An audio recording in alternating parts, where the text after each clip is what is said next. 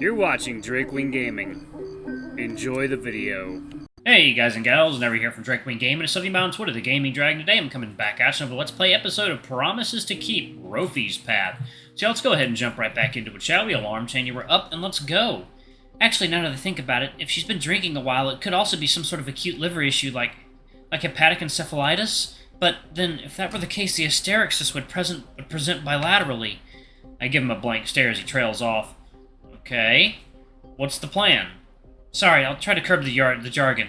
I think the first step here is to get a blood glucose level. It'll be quick and will help me rule out causes for what's happening. Rofi looks at me, seemingly expecting a response. I blink back at him, thoroughly unsure of what to say. Sure, that sounds good to me. You're the doctor here, after all. The moment the word leaves my mouth, I regret it. Rofi visibly flinches, and the old woman scoffs again, inserting herself into the conversation like a knife through flesh. No, he is not. It was very clear about that when he walked in. She raises the pitch of her voice, purely miming the dog. Oh, no, ma'am. I'm just a physician's assistant. Great. Even here on my supposed deathbed, I can't get a real doctor. How old are you, anyway? 26, but that shouldn't matter to you. You don't look any older than 20, and they gave you a medical degree? The dog exhales, clearly trying to let her words roll off his fur before directing his attention back to me. She has diabetes, so she should have a monitor and needles lying around. Would you be okay to start looking for those things? Yeah, I think so. What does the monitor look like? Rofi pulls out his phone and shows me a few images. I'm honestly amazed she's this lucid. Diana calls from the couch. I'm old, but I'm not deaf. They not teach you manners in medical school? Rofi winces, but doesn't take the bait. Okay, why don't you get ahead and look for those supplies? I'll try to continue my workup. We both turn around to face her, and right as we prepare to split off, he freezes. It doesn't take long for me to figure out why. In the few minutes we took our eyes off Diana, the jerking movement spread to her arm. We look at each other, and I see a new emotion in his eyes. Fear. Diana? His voice breaks. Rofi clears his throat and tries again. Diana, looks like the movements are progressing up your arm. Is it okay if I try to suppress it? Knock yourself out. If I don't knock you out first. Her immediate assent surprises me. Maybe she's finally starting to realize the gravity of her situation. Rofi kneels next to her and presses his paws down against her arm, but the tremors don't stop. He tries for a few more seconds, then gets back up. Diana, can you still hear me? All she does is glare at him, but she clearly can. Rofi and I make eye contact again, and I can start to see panic set in.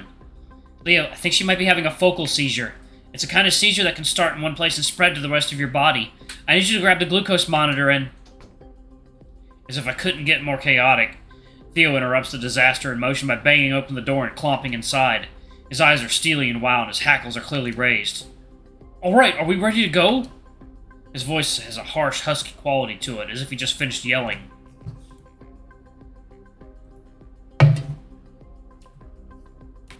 He takes a quick look at the scene, at the old woman still in her slippers, and realizes that we are, in fact, not ready to go. His brow furrows more deeply. What's the problem? Rofi speaks in a low voice, though I can't tell if it's to keep Diana out of the loop or to try to calm Theo. Theo, Theodore, who is this child? You said he was a doctor. So much for keeping her out of the loop. No, I didn't. I said he was like a doctor. Unbelievable. Theo ignores her and turns to Rofi again, taking another step in the room. Tracking huge piles of snow on the ancient carpet. Rofi, what's going on? The Robinsons are ready. Theo's tone catches me off guard, and it clearly does the same to Rofi. The dog starts stumbling over his words, gesturing alternately at himself, me, and Diana. I understand that. I'm trying to get a finger stick because I'm concerned for... Is this absolutely necessary? Because we don't have time for anything that isn't absolutely necessary. Tom gave me a dump truck's worth of shit just now. I want to get her across the street before he changes his mind again. Theo pipes up, staunchly refusing to be left out. What in the hell did you bother Tom for? That rat bastard's always hated me. Theo ignores her, directing his gaze and his words only at Rofi. So unless we've got a real reason for the delay, I'm taking her now. Then another first. Something clicks in Rofi and his voice rings out sharp and deliberate as a scalpel. Well then, Theo, why don't you tell me why your arm is shaking like that? He gestures exasperatedly towards Diana's worsening arm tremor. Theo's eyes flick toward Diana, then back to Rofi.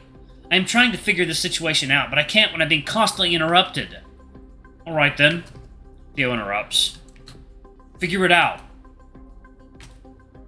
Diana, where's your glucose monitor? When do you used to check your sugar for your diabetes? She eyes Rofi with explicit hostility.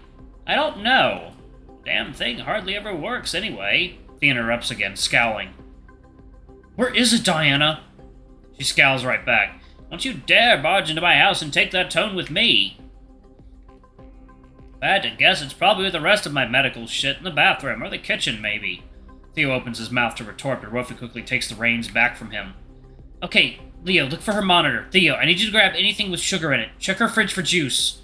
Also, Leo, if she has any sleeping medication like a benzo, grab that too. What is...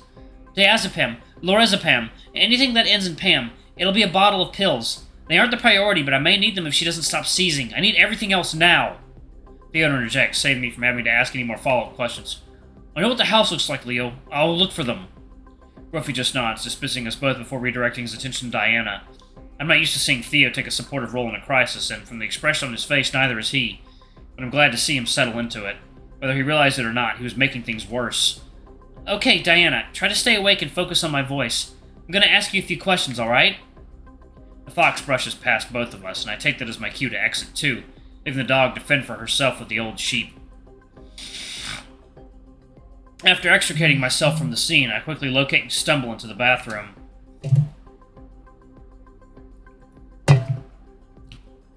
I throw the medicine cabinet open and, surprisingly, find exactly what I'm looking for.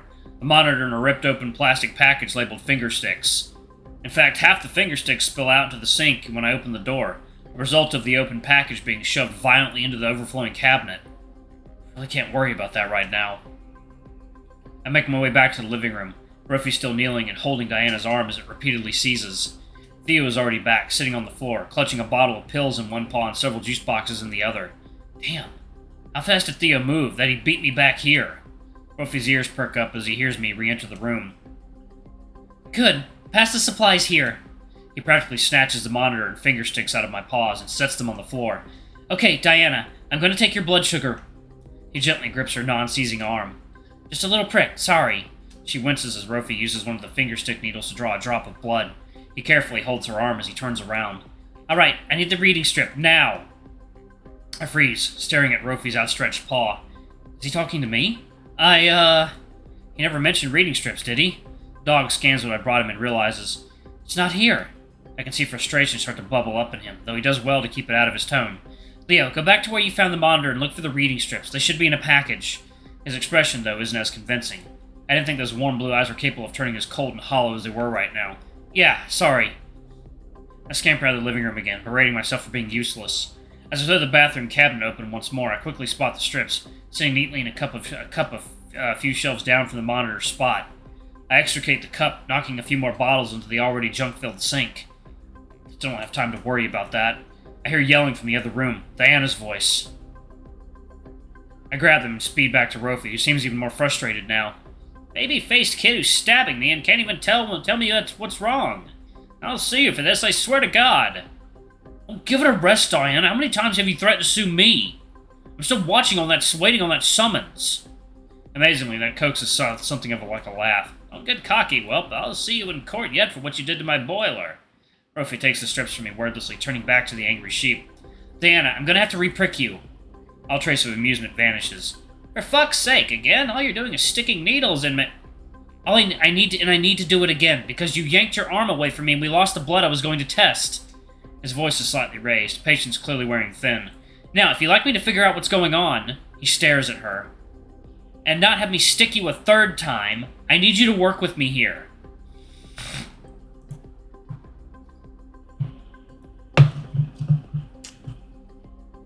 Diana shoots a venomous look at the dog, but stays quiet. He sets the monitor next to her, then sticks her again. Okay, stay still. He quickly recaptures the drop of blood with the paper strip, then inserts it into the machine. Seconds tick by like eternities, and then... 20. Bingo! Hypoglycemic.